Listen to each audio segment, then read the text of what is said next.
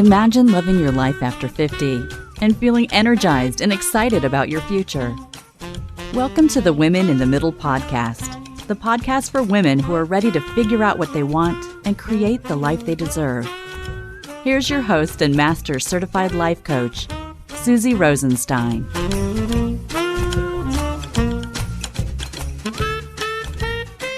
Hey there, welcome back to the podcast, Women in the Middle. I'm your host, Susie Rosenstein, and I am so glad to be here with you again for this week's episode, which is all about the adjustments that we continue to have to make as we deal with the whole empty nest thing.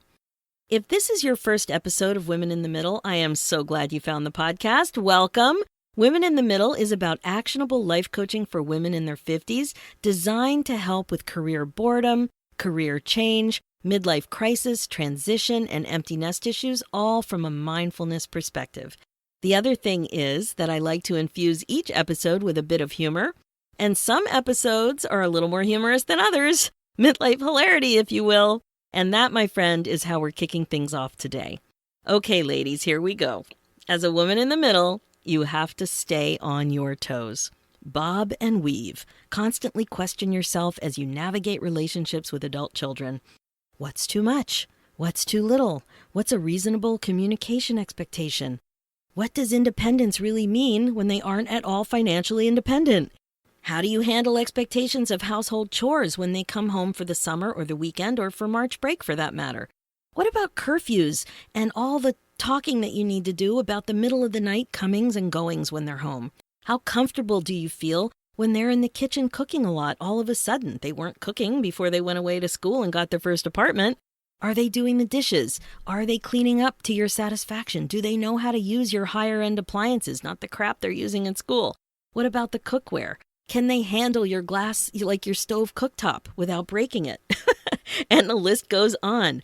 But before we go into some of these things, I can't help but share with you something that's going on right here, right now in our house. It really surprised us. We didn't see it coming at all, but it happened. And it's a reminder to always expect the unexpected in midlife. Now, I've talked to you about that before in earlier podcast episodes, but here it is again. Always expect the unexpected in midlife. So, my amazing women in the middle, my kid's pet lizards died while my kid was away at school. Crested geckos, actually. Not one, both of them. A breeding pair. He had these lizards for about 8 years. Now, has this happened to you? Not the lizard part, but the death of your kid's pets while they're away. And I'm not talking about a family pet necessarily. I am talking about one of my kids' actual pets. Daphne and Rocky, the crested geckos. They lived in a beautifully appointed large reptile tank in my son's room. They were well cared for too. Like, we really spared no expense when it came to these lizards. My son tried to sell them before he left for school, but he only tried with family and friends, and he didn't get anywhere. He wasn't able to rehome them. So my husband and I just assumed the responsibility for their care. We even paid for pet sitting while we were away on vacation. Wherever the bird goes, the lizards went. We are fortunate to find this woman who enjoys caring for critters, so she takes them in. The dog, we were also fortunate to find this woman who knows how to manage and handle a Newfoundland and enjoys it. So our Newf goes to the woman who can handle him, and the reptiles and the bird go to the woman who can handle them. But one night, a few weeks ago, my husband was getting ready for bed and went in to spritz them with water and feed them their vegetable mush, which we did every day. Something didn't look right. The next thing I knew, he was standing in front of me. I was in the office. He was standing there looking bewildered and white as a ghost, telling me that both of the lizards were dead. Now, how weird is that? They were meant to live much longer than this. Like, they were 8. They were supposed to live 15, 20 years, I think. Immediately, we texted my son and we said, "Can we give you a call? Something weird happened." And we told him, and we were just all shocked.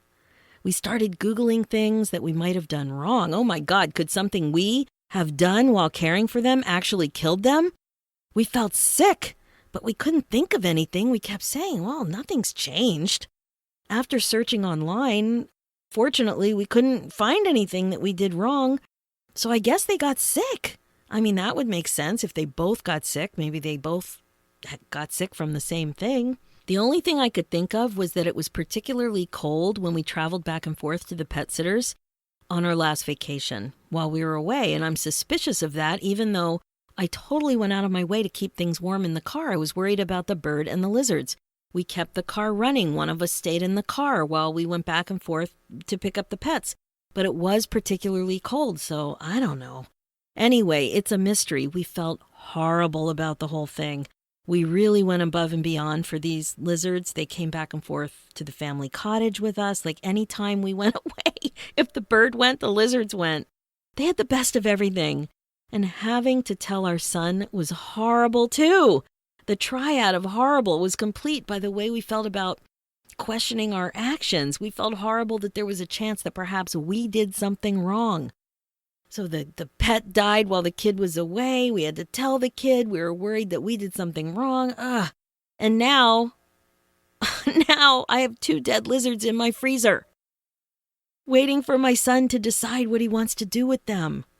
I gave my husband the job of wrapping the lizards and putting them there, and I told him to tell me where they were so I didn't accidentally pull them out and defrost them by mistake. Can you imagine? So it's been a few weeks, and I went into that freezer the other day to put something inside. It was the freezer in the basement, and I wondered, where exactly did he put them? I just couldn't deal with it the night they died, and I checked all of the shelves. I couldn't see anything that looked different. I turned my head to the right to check the door. They were there. Not wrapped very well either. I could see a body part through the paper towel and through the clear plastic Ziploc container. Well, at least I know where they are now, right? I'm not going to mistake it for hamburger. Oh my God, I felt like a little kid. I knew they were dead. I knew they were in the freezer, but I didn't want to go see them. And I was expecting them to be fully wrapped, and they weren't. I just wanted to close my eyes on the whole reptile scenario. As you can imagine, I'm sure. Actually, we have a long history with reptiles that started way back in 2005 when we took our first family trip to Disney World in Florida. We unknowingly transported a small house gecko in a backpack all the way back to Toronto. We created a beautiful ecosystem for her, and before you knew it, she laid eggs, which hatched, and her babies laid eggs, which also hatched, and then these 5 house geckos lived happily in that aquarium for 9 years. No mate, though. Apparently, house geckos are all about parthenogenesis, and you don't need a mate to lay eggs. What a surprise that was. I was looking in the tank one day, and I'm like, oh my God, there's baby lizards. My husband's yelling at me. He's like, they're crickets. No, they're not. I've been feeding these things for months. I know the difference between a cricket and a baby gecko. Anyway, that whole thing was a surprise, and that went on for a long time. But it wasn't quite the same scenario for Daphne and Rocky. May they rest in peace. Now, they had a fair bit of sex, no parthenogenesis for them. We saw them having sex. They were a breeding pair, and my son raised 2 rounds of babies and sold them to a local reptile store. And I have to tell you, it was completely fascinating and so much fun to watch this whole thing, watch them laying eggs, learning about incubation, watching them hatch, and then taking care of the babies. It really was something that my son really enjoyed it. Oh, well, that phase is over.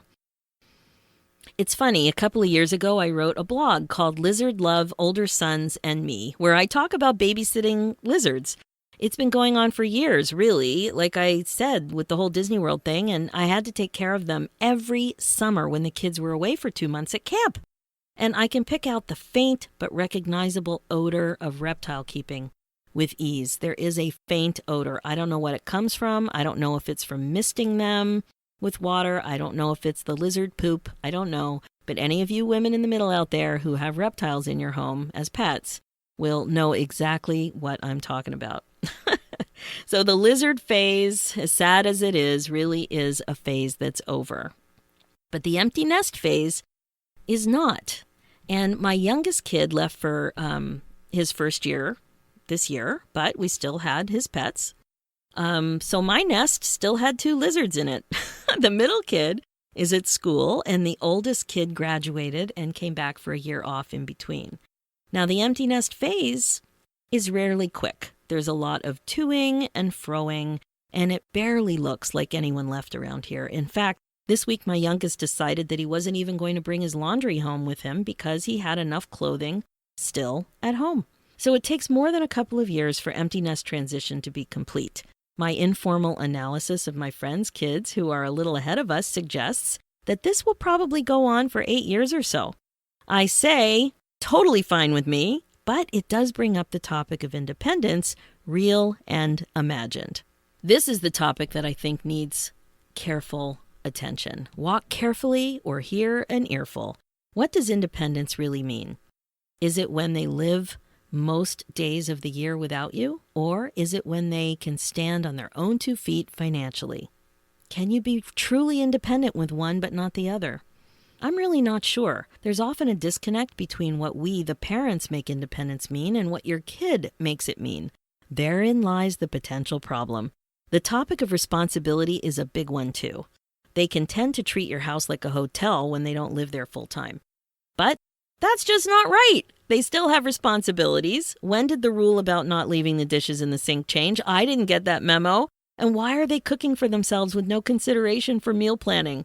All of a sudden, there are extra kids for dinner with no mention of it. And as if they've adopted a way of daily life in their apartments and houses, and they think that the same rules apply when they come home. This, of course, needed to be discussed. I love their friends, and I say yes to having them stay for dinner 9.5, 9.75 times out of 10. But I want to be asked first, right? I also love when they're home. But when they're home, I want them to remember that they have to ask, they have to check in, they have to clear things first. The vast majority of things they want to do get full support. But there's some coordination involved. I have a home-based business after all. And as many of you know, I record this podcast in the cedar closet, which is only steps away from the kid room with the big TV and all of the gaming equipment, and only another 20 feet from the pool table and the drum set. These are issues when you're trying to record a podcast. In fact, I think I hear somebody now. They are home for spring break. Boom. I don't know what that was. The reason I'm sharing all of this with you today, dead lizards and all, is because mindfulness strategies are the key to happiness. It's crucial to key into your thoughts and feelings when it comes to parenting adult kids. The transition from pre-empty nest to partially empty nest to changing empty nest to truly empty nest takes years. So you have time to see what you're thinking and to decide if you like the way it feels. If those thoughts and feelings aren't useful for you, then, my amazing women in the middle, you have options. When you understand that your thoughts are just sentences in your mind and that you can watch them stream by, you are empowered. When you understand that you don't need to be at the effect of your feelings when it comes to your kids and all of the frustrating things that they do, that you can be more intentional, you are empowered. So my advice really is to treat this transition the same way you treat other midlife transitions, with care, compassion, fascination, and unconditional love, rather than frustration, annoyance, impatience, and conditional love. The key to this shift really is to be aware of your thoughts. Be aware of your feelings and slow down. Create more pauses in your life. Shift perspective from the 20 years or so of parenting experience that you have to the gradual appreciation that you're now parenting adult children, and you'll both have different needs and wants. And as my mom always taught me, there's a big difference between needs and wants. Decide what's really important to you. You can do what you want, your kid, your house. But you just have to like your reasons and make sure you understand what you're really thinking and how it's making you feel. Your kid who's leaving the dishes in the sink isn't making you feel annoyed. Your kid who doesn't fill up the gas after the weekend borrowing the car isn't making you aggravated. Your kid coming home at 3 a.m. while home on spring break isn't the problem. You are making yourself annoyed and aggravated with your thoughts, with your thinking. They might go something like this. It's so disrespectful to come home and not clean up after yourself. Or, what a spoiled brat to think that he can use the car and not replace the gas. Or, she's being so selfish when she comes home at 3 a.m. knowing full well we have to go to work tomorrow. These thoughts are what's creating your feelings. You get to decide if you like your reasons for feeling the way you do or not. If you do, fine. Work on communication. Recognize that you can't control other people's behavior. You can state what you want, right? You can impose a consequence when it has to do with your belongings, like the car, but you can't control somebody else's behavior. If you don't like your reasons, decide how you want to feel and think accordingly. Choosing to be fascinated works wonders. You could be fascinated. Try this one. If your kid doesn't think to refill the tank, could you be fascinated with that? It's curious, right? When you're fascinated, you're rarely aggravated, or you rarely feel like a bad parent because you raised a spoiled brat. When you communicate from a place of fascination rather than aggravation, your approach will be completely different. What you do will create your personal result every time. So think about it. Could you be open to the idea that your kid is learning more about your needs with this transition? Could you think that you're learning every day how to parent your adult kid? Could you be wrong that your kid is a spoiled brat? Could you be open to the idea that you're an amazing parent? Could you think that your kid is still growing and learning? And my favorite, could you be fascinated with how your kid is handling his or her transition into fully leaving your nest? Pretty good, right? These thoughts have the potential to create a lot more happiness for you as you navigate your nest. That's it for this episode. If you like what you've heard, just head over to the Women in the Middle podcast on iTunes and leave me a review. I can't even tell you how much I appreciate that. Also, if you haven't done so yet, make sure to grab my freebie, 10 Surprising Ways to Bust Out of Your Midlife Funk, www.susierosenstein.com/midlifefunk. Check out the show notes with more information and links at www.susierosenstein.com. Let's do this, ladies, one empty nest-related thought at a time. Thanks so much for listening.